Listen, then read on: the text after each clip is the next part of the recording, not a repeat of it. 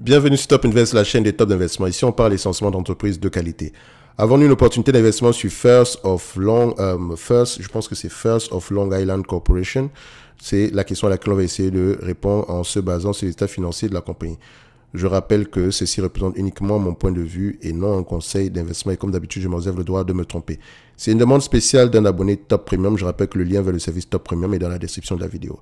Maintenant, The First of Long Island Corporation, c'est une banque. Donc, si on parle de banque ici, c'est à peu près ce qu'on aura à faire. Donc, ici, on va regarder ici premièrement. Moi, j'aime bien quand je commence par les banques ici, regarder le niveau de dépôt. OK, vérifie bien les dépôts ici. S'ils ont tendance à augmenter, parfait, ils augmentent. On a 3 milliards 450.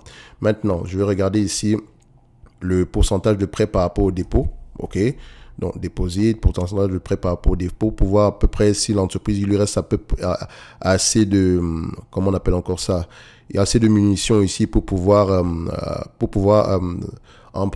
prêter de l'argent à des taux d'intérêt assez élevés. Attention, ça c'est techniquement, c'est juste une question d'information, c'est juste un titre d'information supplémentaire ici, parce qu'il y a des banques ici, ils ont à peu près 70% de leurs prêts ici, 70% de leurs dépôts ici en prêt, etc. Donc ça me permet de voir à peu près la marge de manœuvre de la compagnie en date d'aujourd'hui. Mais du moment où c'est en dessous de 100% ici, moi je suis correct. OK, donc on est à 94,5, parfait. Maintenant, je vais regarder le pourcentage. Je vais regarder ici le pourcentage ici de défaut par rapport au total des crédits ici. Donc, j'aimerais voir quelque chose qui reste en dessous de la moyenne. La moyenne du business déjà. Et encore, avant d'investir sur cette compagnie, vous allez regarder la moyenne des entités dans ce même secteur d'activité-ci. Et encore pour les banques de dépôt qui ont à peu près des banques qui ont à peu près les mêmes similitudes. Parce que il y a différents types de banques ici. OK? So, si vous allez comparer Goldman Sachs et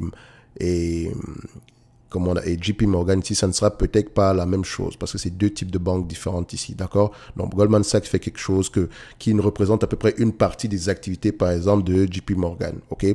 So, ici, on est à peu près aux alentours de, généralement, le taux généralement de défaut sur les prêts, ils en montent autour de 1% pour cette compagnie-ci. OK, donc on constate ici que le plus haut qu'on a atteint, c'était 1,69%, etc. Et depuis un certain temps, le taux de défaut est de moins en moins élevé. OK, ça, c'est un titre d'information et c'est déjà passé. Maintenant, quand vous allez lire les rapports financiers, il faut toujours vous informer en supplément. Il faut toujours regarder ici le taux de défaut. OK, il y a d'autres éléments ici que je vais juste passer. Maintenant, Net Interest Income ici, histoire de voir à peu près quel est le pourcentage de revenus issus, le Net Interest Income par rapport au revenu, pour voir quel est le pourcentage de revenus issus des taux d'intérêt, différentiel au niveau des taux d'intérêt. Ça me permet de voir à peu près si la banque est diversifiée ou non. Et quand je parle de diversification au niveau de ses bénéfices nets ici, au niveau de ses revenus. OK, donc on peut avoir une banque ici, comment on appelle ça? Une banque ici qui tire la majeure partie de ses revenus ici, des frais, d'accord? Ou bien des frais ça peut être des frais de consulting ou des choses comme ça, surtout les banques d'investissement. OK, ça peut également être des frais liés aux activités sur les comptes bancaires ici. Et ou bien des activités ici classiques de banque, hein, à savoir prêter de l'argent, etc. OK, ici on voit que c'est une banque classique. À peu près 6% de ce qu'elle gagne à peu près en moyenne ici. Sur les 10 dernières années, nous avons 93% ici, donc 7% de ce qu'elle gagne généralement ici, c'est issu ici des revenus qui viennent des frais, autres que les taux d'intérêt ici, du différentiel sur les taux d'intérêt. OK, ça c'est juste un titre d'information. Ça me permet de voir ici que mon book value, c'est une banque qui va avoir tendance à s'échanger au niveau du book value. OK, je regarde également mon return on equity. Il faut également qu'il soit de 10%.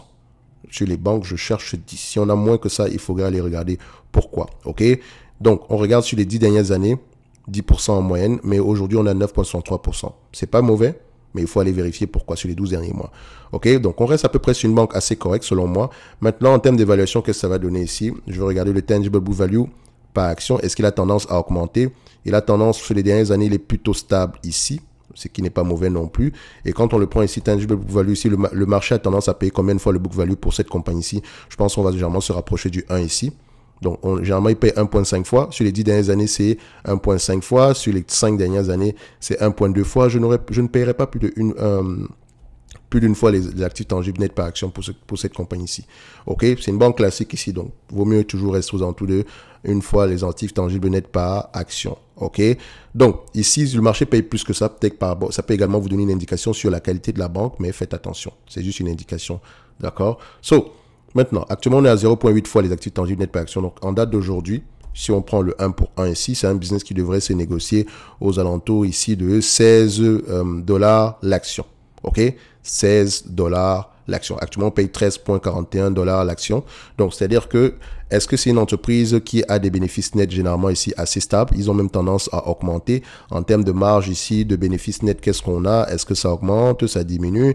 Qu'est-ce qu'on observe ici? On a à peu près quelque chose autour de 32%. Mais sur les banques, j'aime souvent regarder le normalized net income ici. Normalized margin ici. Donc, ça donne à peu près aux alentours, voilà, je pense qu'on sera à peu près à 27%. Donc, ça a diminué un tout petit peu ici. Ça peut être le fait que les taux d'intérêt sont plus élevés. Enfin, les taux d'intérêt qu'elle paye sur les dépôts sont de plus en plus élevés ici. Et vu que les taux d'intérêt qu'elle reçoit, elle ne peut pas s'ajuster en conséquence assez rapidement sur les taux d'intérêt qu'elle perçoit pour le moment. Ça, c'est pour le moment ici. Donc, ça peut être une des raisons pour laquelle, ça peut être une des raisons qui pourrait expliquer la baisse ici, la diminution des marges ici. Faites attention, ça peut également être temporaire. Dans tous les cas de figure, le spread sera toujours enfin, on aura tendance à avoir le même niveau de spread ici. Mais les volumes de prêts auront tendance parfois à diminuer dépendamment des taux d'intérêt. Il faut également regarder le portfolio de prêts ici, où est-ce qu'il est, etc. Bref, on ne va pas revenir dessus. Comme je l'ai dit, pour ceux qui sont dans le service Top Premium, vous savez que vous avez droit à la formation concernant l'analyse des compagnies bancaires ainsi que comment lire les rapports financiers. Tout ceci est inclus dans le service Top Premium. Donc, maintenant, qu'est-ce que ça va donner ici? On sait que c'est un business qui pourrait s'échanger à 16 fois les bénéfices, à 16 dollars l'action normalement. OK. So, maintenant, en termes de net income, si on le prend à 10 fois les bénéfices, vu que c'est une bancaire ici, il faut faire attention. À 10 fois les bénéfices, ici, je ne paierai pas plus de 350 millions pour cette banque-ci au total. Donc, on voit également qu'on est légèrement sous-évalué ici. Donc, la banque ici paye à peu près un dividende de 6,26%. On constate que ce dividende-là, il est safe. On peut payer 10%. On peut payer ici du 4%. Excusez-moi, on peut payer du 10% en date d'aujourd'hui, mais on choisit de payer 6,26%. Évidemment, les banques, généralement, il peut avoir également de la dette. Donc, il faut toujours aller vérifier le niveau de dette ici. Ne le faites pas avec ce genre de logiciel. OK? Ne le faites pas avec ce genre de logiciel. Par exemple, quand vous allez regarder la dette ici, ne prenez pas la dette nette, pas du tout. Vous pouvez peut-être prendre la dette totale ici, histoire de voir l'évolution. OK, mais toujours aller regarder même cette dette totale-là, d'où est-ce qu'elle provient, qu'est-ce qui est inclus à l'intérieur, etc.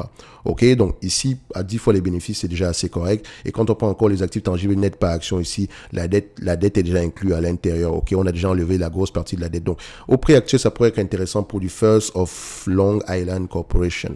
D'accord, ça peut être une banque intéressante au prix actuel. Le dividende ici, il est assez safe. Il y a de grandes chances qu'il continue à croître. Donc, le nombre d'actions ici, il a tendance à augmenter ou diminuer. On voit ici que sur les dernières années, il a tendance à diminuer. Donc, 2010, pourquoi est-ce qu'il a augmenté, etc.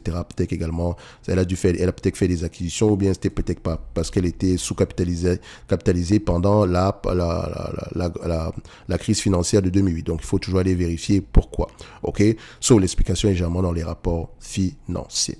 So, pour moi, The First of Long Island Corporation, ça pourrait être une entreprise intéressante à aller approfondir en date d'aujourd'hui. OK? Donc, ceci n'est que mon point de vue et non un conseil d'investissement. Et comme d'habitude, je me réserve le droit de me tromper et on se donne rendez-vous sur la prochaine vidéo. Merci.